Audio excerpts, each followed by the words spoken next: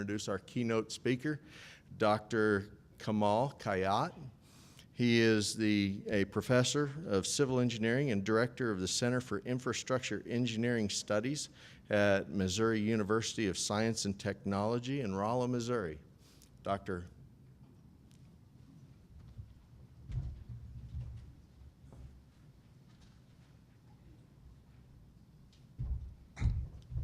Thank you, Mr. Bowman. Good morning. It's such a great honor to be here today to talk to you about some of the research we are doing at the other center in the nearby state of Missouri, and that's the Tier 1 Transportation Center. My name is Kamal Khayat. I'm the center director. It's great to be also have the floor after such inspiring speeches from the executive director of ODOT and the 2 Ds of these fine universities you have here in the state of Oklahoma. I'm going to turn it technical today, start talking about some of the technical, and I saw the program, it looks very promising, and I'm very looking forward to being here. But before I do that, I'd like to thank Dr. Zaman from the SPTC for inviting me here, and Dr. Jeff Volz, my former colleague from OU, also who facilitated my visit with you. I'd like to talk to you about the high-performance concrete with adapted rheology, which is one of the themes of research we've been working on for many years, and talk about very specific new buzzword in the field of concrete science, and that's Thixotropy. And what is Thixotropy and how does that affect the performance of concrete? But let me just show you a couple of slides of what we are doing at the National University Transportation Center. This is a Tier 1 center. It's called RECAST. It's an acronym for Research on Concrete Applications for Sustainable Transportation. It's one of 3 Tier 1 centers dealing with the state of good repair and at the Missouri S&T. We partner with many universities, and I'll show you those universities. But our research focus is very, very narrow, and that is innovative materials for transportation infrastructure. So innovative materials, specifically concrete, cement-based materials for transportation construction, but also for rehabilitation. And the consortium universities, you have Rutgers, University of Illinois, Urbana-Champaign, Miami University, Southern University of Baton Rouge, and New York Poly, and of course, Oklahoma University. I had a great discussion yesterday with Dr. Zaman to see how the SPTC and the RECAST centers in the coming years could collaborate, and maybe we could also team up on future ventures as we go for other competitions. So I'm looking forward for these collaborations. Now, our research focus areas, and we have about 11 projects and 10 PIs. High-performance concrete with adapted rheology, sustainable pavement construction, and novel fiber reinforced composites. And the talk I'm addressing to you this morning really comes under the first one. And that's high-performance concrete with adapted rheology, which is a new class of high-performance concrete that we started really looking into very seriously in this country starting in the year 2000. So when we talk about rheology, we have to have rheometers, and those are scientific instruments that you see. I'm going to confuse you by pointing to 2 screens just to keep you confused. So these are rheometers. Basically, they are mixers that you rotate at certain speed. You measure the torque for a given speed, and you can look at the data, and the data would give you the plastic viscosity and yield stress. So that's rheology, and this is very important for a very flowable concrete such as SCC. But it's also important for underwater concrete. It's important for shotcrete. It's important for raw compacted concrete. So it's not only flowable concrete. And here's an example of this relationship between a torque and rotational viscosity. These are SCC mixtures with different water cement ratios, 0.47, 0.37, both of them having 26.5-inch slump flow, 650 millimeter. So both of them have the same yield stress. Plastic viscosities are different. And when you go for repair industry, in the repair, you don't want to change your water cement ratios, but you still want to build viscosity to suspend water and aggregate and cement paste into homogeneous matter. And you could use chemical admixtures, what we know as viscosity enhancing agents. And again, you see the same yield stress, and viscosities, which is the slope, is different. So this is a science that we have mastered quite well in the area of rheology for concrete. And we have designed many concretes that are high performance with adapted rheology, starting with SCC in green here, high performance concrete, underwater concrete. We're working on flowable mass concrete, where you could pump a concrete with 2.5-inch aggregate and then be able to finish it and consolidate it without a lot of energy. So these are great progress in the area of concrete science. And then a few years ago, we started having new problems, and then we went back into the science of rheology, and then we started looking at something called Thixotropy. So I'm defining here what Thixotropy is. It's a variation of viscosity with time at a constant shear rate. That means if I have concrete mixing in a rheometer or in a mixer at a constant shear rate, a constant velocity, initially I'm going to have a very high resistance to flow, but after a few minutes, few seconds, the resistance to flow decreases. And that's very interesting when you are doing shotcrete, for example. But so what you have here is the viscosity and how it varies over time, and the time here is in the seconds at a very high shear rate, 0.9 revolution per second. And this is only after 2 minutes of having the concrete in the bowl of rheometer at rest. What happens if I let it rest 2 more minutes, 4 minutes? You see that the resistance to shear, initial resistance to shear, is very, very high. But if you shear it enough, 10 seconds, you get the same resistance to shear. So that's Thixotropy, and it has a lot of implications. Some of them are positive, but some of them also are negative of what we do with concrete. Especially in the case of SCC, where you don't consolidate the concrete. So we actually took advantage of that characteristic, physical characteristic, by saying we can maybe use it to reduce form pressure exerted by flowable concrete. And as a matter of fact, if you look at form pressure, and this is the envelope in blue, this is very high wall, 14 meters, about 50 feet. And hydrostatic pressure would be what you see over here, with very high pressure. But if you cast SCC and look at the actual pressure envelope, it's a lot less. And it is a lot less because the concrete is thixotropic. Also, there are some negative aspects of thixotropy, and that's multi-layer casting. This is a reaction wall in a structural lab where we are casting a very tall wall using SCC layer by layer. And you see over here, the top layer was delayed. There was a delay of about 30 minutes from casting. And since this is SCC, you don't vibrate it. And you see that there's a joint over here because the concrete at the bottom has gained enough resistance to shear.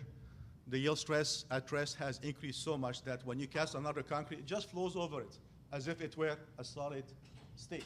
It's not a liquid anymore. So that's a negative aspect. And unfortunately, on the schedule today, I only have time to share with you the good news, and that's the positive aspect. Maybe another time we can talk about this and how to address it. So let's go back regarding form pressure and visit what ACI tells us about how to design formwork for concrete. First thing it gives us is a couple of equations, but those equations take into consideration concrete with a slump less than 7.5 inches. So 175 millimeter does not qualify as these highly flowable, high-performance concrete with adapted rheology, and it's for vibrated concrete and fairly low casting rates, 4.5 meters per hour. Help me, Jeff, with the math here, multiply by 3, about 13, 14 feet per hour, which is fast for many applications, not fast enough for others. And when you look at this, the factors that come into play is the rate of casting, R, and the temperature of the concrete, and that's it. There's nothing else. So what about thixotropy? What about slump? What about rate of setting? Well, rate of setting actually comes into play by looking at some coefficients which tell us, well, what is the chemistry coefficient? How fast is the concrete going to set? Does it have fly ash? Does it have superplasticizer, etc.? But we are limited when we go to this guideline, which is a national guide, for using highly flowable concrete. And while SCC has penetrated the market in the precast industry, about 30–40% of the precast industry in this country is SCC, and in some other places in the world up to 90%. In the cast-in-place applications, it has really staggered. And one of the reasons is technical issues like this. And the executive secretary of ODOT told us, Go ahead and do the basic science, find the solutions, and let's implement them on translational research. That's what Dean Tucholsky also told us.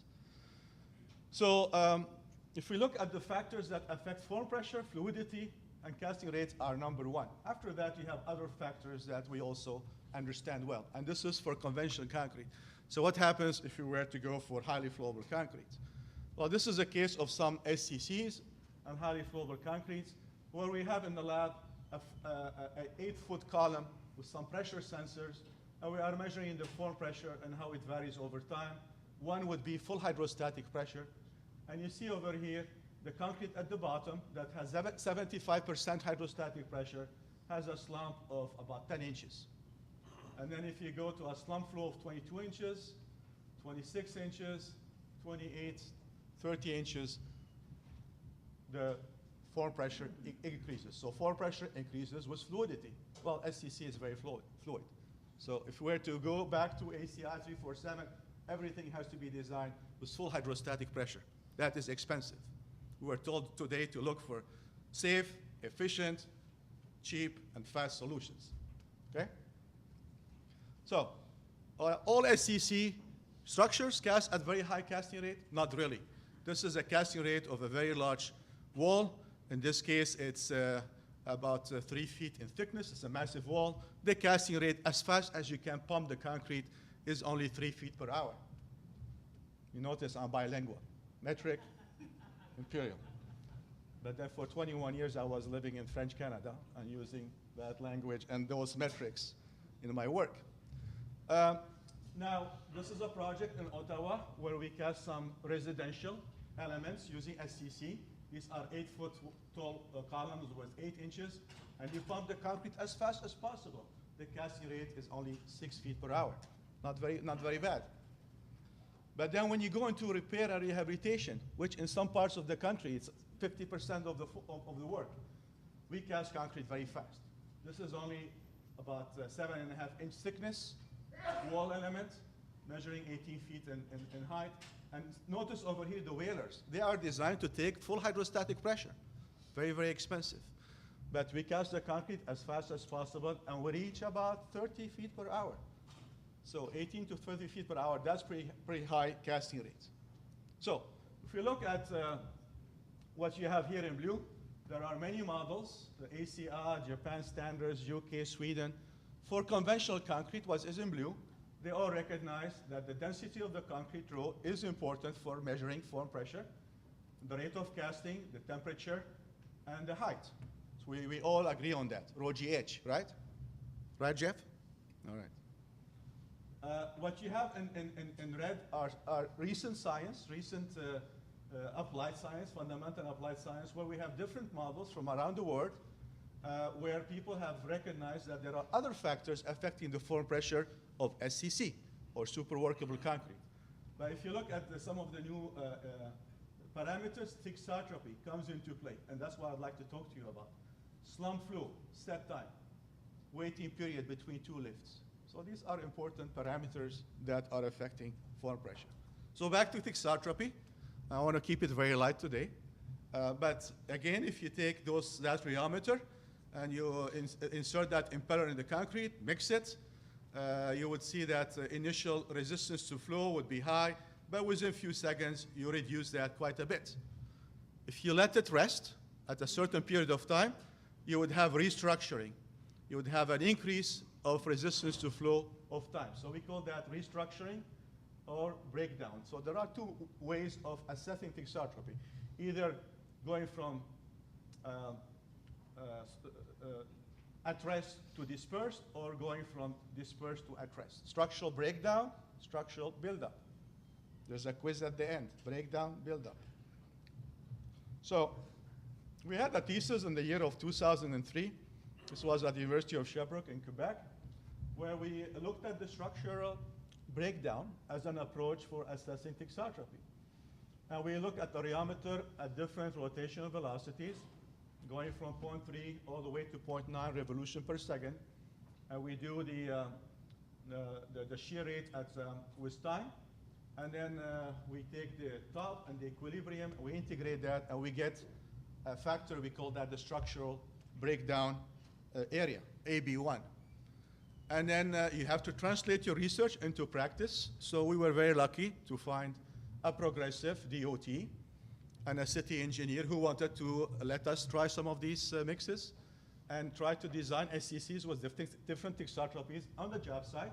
So this is Montreal, and we had 5 of these panels, each of them measuring about 21 feet, and we cast them at very high casting rates, 18 to 30 feet per hour. All the concrete had the same fluidity, and the hydrostatic pressure, you can calculate that, Jeff, for me in PSF, but this is about 125 kPa. That's assumed hydrostatic pressure, but actual hydrostatic pressure envelope at the end of casting is what you see here. And then 1 hour later and 3 hours later. So if we were to assume that the concrete is full hydrostatic pressure, we'll be over-designing. We'll be spending resources that maybe are not necessary. But we want to be safe. Cannot just assume all concretes behave the same way. And if you compare over here the maximum pressure divided by hydrostatic, and the pressure decay over time, so you have 3 concretes here. But you see that the concrete that is in yellow is the concrete that had only about 35% hydrostatic pressure versus the one in blue that had 60%. And the difference between them is what you see, the 405, 310, 260. These are the thixotropic indices. So the higher thixotropy, the lower the pressure is. So that's very important. Now, we cannot all have rheometers. Rheometers are quite expensive. We're very lucky to have a few, but they're very expensive. So we wanted to find another way, and this is to take this research more into practice, of doing these measurements using field-oriented test methods. And what we chose to do, and this was about 5 years later, is to look at the structural buildup. So the structural buildup, you can think of it as, okay, I'm letting the concrete rotate at very small rotation velocity, 0.03 revolution per second. If you look at the impeller, it's not moving really, very, very little movement. And at one point, it's still elastic, then it breaks, and at that break point, Tmax, I can calculate what is the static yield stress. But again, for doing that, I have to have a rheometer. And we noticed that for different SCC mixtures, this static yield stress in the first hour really evolves in a very linear manner. Okay? I need to explain this to the students on that side of the table. They need a little bit more help assimilating that information. No, I'm just kidding. So we can look at different indices like the static yield stress at 15 minutes, or the rate of growth of yield stress at rest, or a combined effect of both. So we had to develop models to take care of all of that and try to use them in prediction equations. But then the second challenge was, well, we don't have a rheometer on the job site or on testing lab, so can we look at some field-oriented test methods? And we came up with a couple of them. They're under consideration right now with ASTM for standardization. But this is the one I'm going to share with you today. It's called the portable vane. So what you do over here, you have 4 buckets, and then you cast concrete SCC in the 4 buckets, and then you insert impellers. These are impellers that have different dimensions. And then you cover that, and you wait 15 minutes, 30 minutes, 45 minutes, 60 minutes. And after each waiting period, you come with a torque meter, and you just shear it until you start breaking the structure. You're doing exactly what the rheometer is doing here. You shear it enough time to break down the structure, and that allows you to measure static yield stress. Static yield stress is measured in Pascal, pressure. And you see again, for different SCCs, they evolve in a linear manner.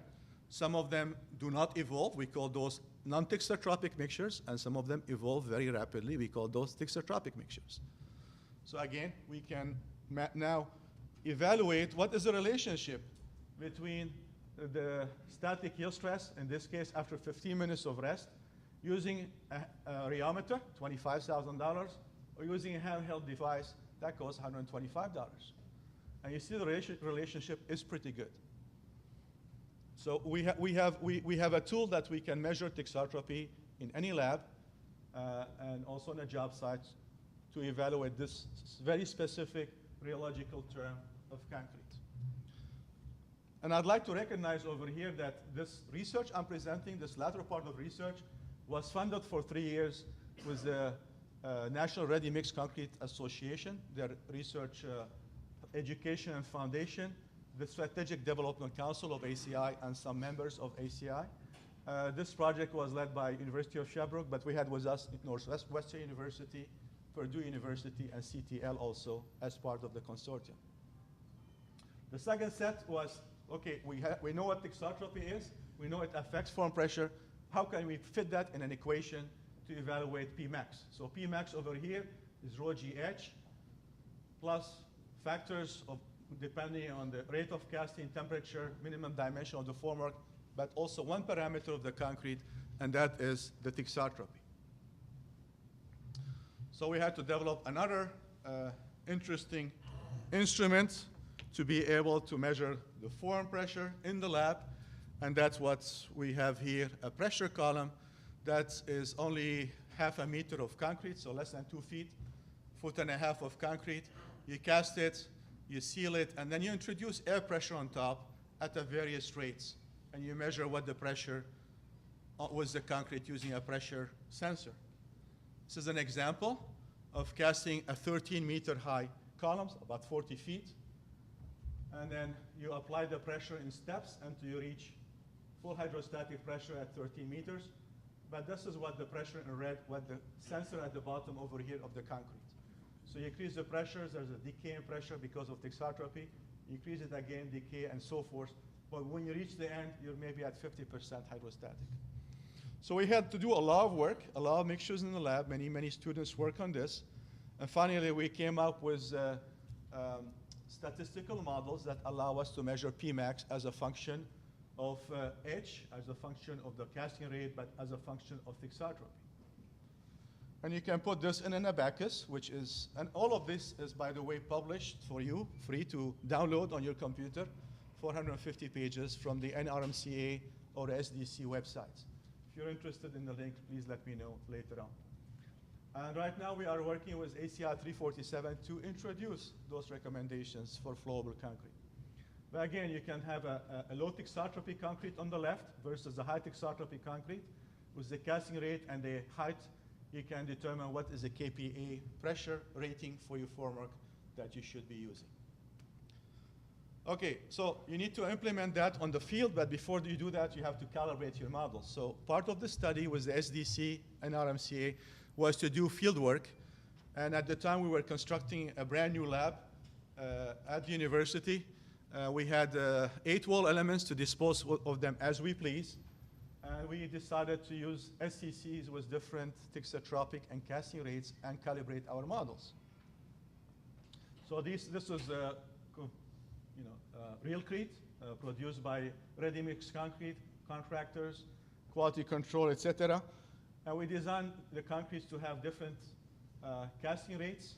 So casting rates of 5, 10, and 7.5 meters per hour. So 15 to 30 feet per hour.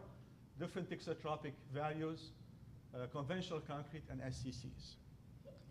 And then you look at the pressures, the pressure envelopes. This is a sensor at the top, near top, all the way to the bottom, and how the pressure evolves over time until cancellation. And then if you were to do the pressure envelopes, the staggered line here is a full hydrostatic pressure, and you see in the blue line is the Pmax at the end of casting, and after 2 hours, 4 hours, 6 hours, all the way until decay. But we also, since we were working with CTL Group in Chicago and Skokie, Illinois, we went also and worked with them on doing some full-scale columns. Again, we did some columns. In this case, we did 8 full-scale columns using SCC of different thixotropy levels, low, medium, high, different casting rates. And then if we put all 14 field results from 8 columns and 6 walls, and what you have here is a one-to-one relationship between the vertical axis is a measured Pmax, what we measured using the various sensors, and the predicted using the models that we developed based on thixotropy, the structural breakdown. And you see the model is not bad. It's almost one-to-one. R squared is very high. Of course, you take that to ACI 347. Most of the people sitting on 347 are contractors, very conservative people with a safety-minded, and rightly so. Say it's not enough. You have to do more work. All right. Okay, back to the drawing board. So this is, I'll just conclude and then I'll just spend 1 minute telling you what we are doing and maybe what we could be also doing with the SPTCs, the universities, and maybe ODOT in the future.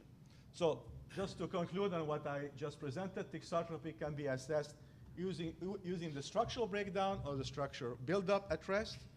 We prefer the structural buildup at rest because it's simpler. We don't have to have a concrete rheometer. We can have simple empirical tests. One of those empirical tests I presented today is the portable vane that works very well. Many people have adopted it, and ASTM is considering it very seriously, introducing it as a standard for measuring thixotropy of concrete. And we, I think, demonstrated that the increase of thixotropy leads to reduction in form pressure. And if that can help us penetrate the market and make a headway in introducing innovative new concrete materials for the transportation infrastructure, building infrastructure, utility, well, so be it. That's what we are working for. So back to the RECAS Center, our Tier 1 University Transportation Center. The theme 1 of our research, high performance concrete with adaptive rheology, has 3 projects. Project 1B is form pressure measurements and prediction. We know that we need to do more measurements, prediction, implementation on many, many job sites in various parts of the country to be able to really put this question to rest and move forward.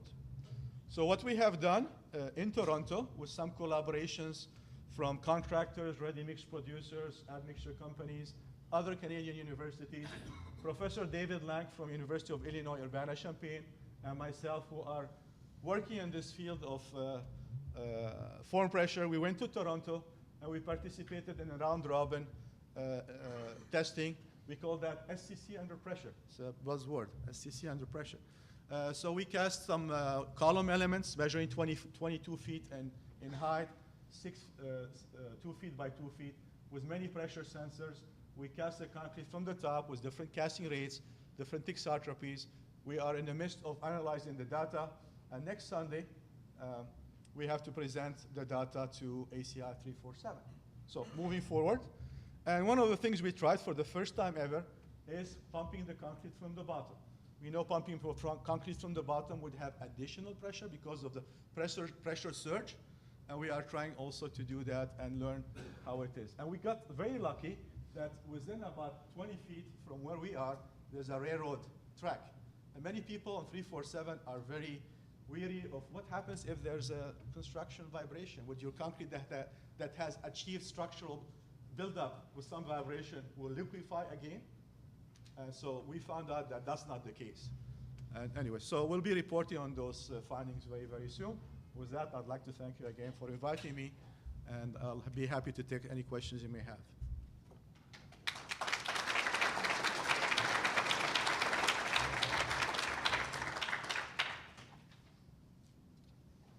Don't be shy.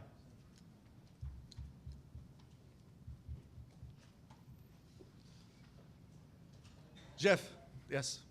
Do you think you'll eventually get to convince ACI 347 to reduce the forward pressures for ACI? Could you repeat the question also? Yes, Jeff was very shy to speak out loud, but the question is, do we have enough confidence that we will be able to convince the ACI 347 on form pressure to adopt these findings? It's a good question. I think so. It would take some time. It would take some time. Dean Tarkowski today informed us that it takes every 2 years we double our knowledge. In ACI and other guideline committees, societies, it takes 17 years to introduce new things. Basically, it's very, very time-consuming. We've only been at it now since 2009, so we still have some time to go. But I think within 2-3 years we should be there. But anyways, there's not only 347. There's also another committee for ACI, and that's 237, and that's the SCC committee. And I know pretty well the chair, and I think we can get it there faster than 347. So, yeah. Do you think the form of pressure issue is why it's taken longer to adopt SCC in Yes, definitely. So the question is, in the area of cast-in-place concrete, formwork pressure, a technical issue, is that contributing to slowing down market penetration? Yes, definitely. That's one of the obstacles. And that's why over 3 years, the SDC of ACI and NRMCA invested $450,000 in 3 universities and 1 leading engineering company to try to solve that problem. And we have a report out there with the finding I showed you since 2009. And we're not the only people who did this. Simultaneously, the French came up with models.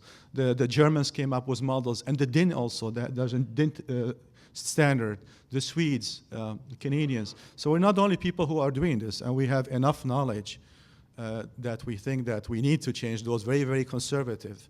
Assume hydrostatic pressure and go with it. So that's slowing down market penetration, yes. My God. I know you know because you're chair of ACI SCC committee. What is ACI's goal for how much of the total market they want to have SCC? Oh, okay.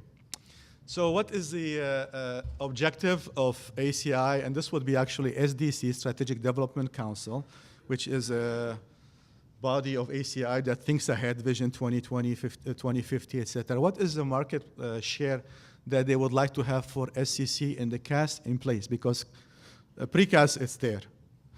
It's 15% by 2015. 15% by 2015.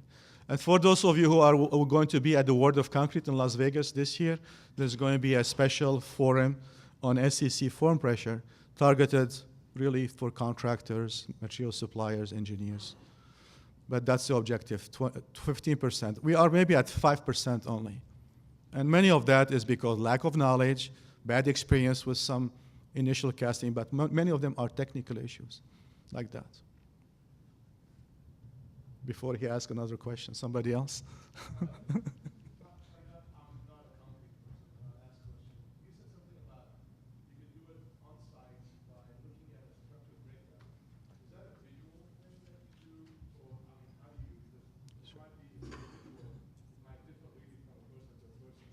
Right.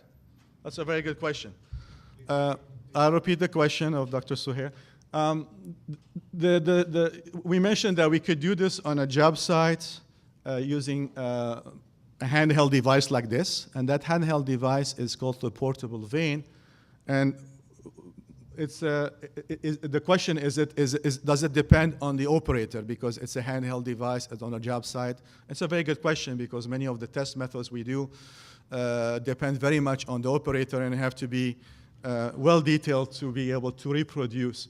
What we do over here is we insert or pre-insert these impellers in buckets, and we cover the buckets so the operator doesn't see anything. And then after a certain period of time, we take bucket number 2, say 30 minutes of rest, and using a torque meter that we attach to the shaft over here, we rotate it at over 15 seconds, 1/4 of a turn. So there's a rate of rotation. And then you have a needle that is giving you the maximum pressure. After that, it goes back because you break down. So that's the only measurement he has to do, and there's a very simple equation, and he has a value. So is that very repeatable? We are doing now inter-lab round-robin testing, and we find that repeatability is within 5%. So that's not very bad for rheological property. But we also see that the values are pretty linear, and we don't just depend on one measurement. We take the slope over 4 measurements. So we did this a couple of weeks ago in late August in Toronto. We did it for 8 mixtures. I wish I had the graph here, but they look very much like this. Some of them are really not thixotropic, others are medium, others are high, and they're all pretty linear. So we feel good about this test.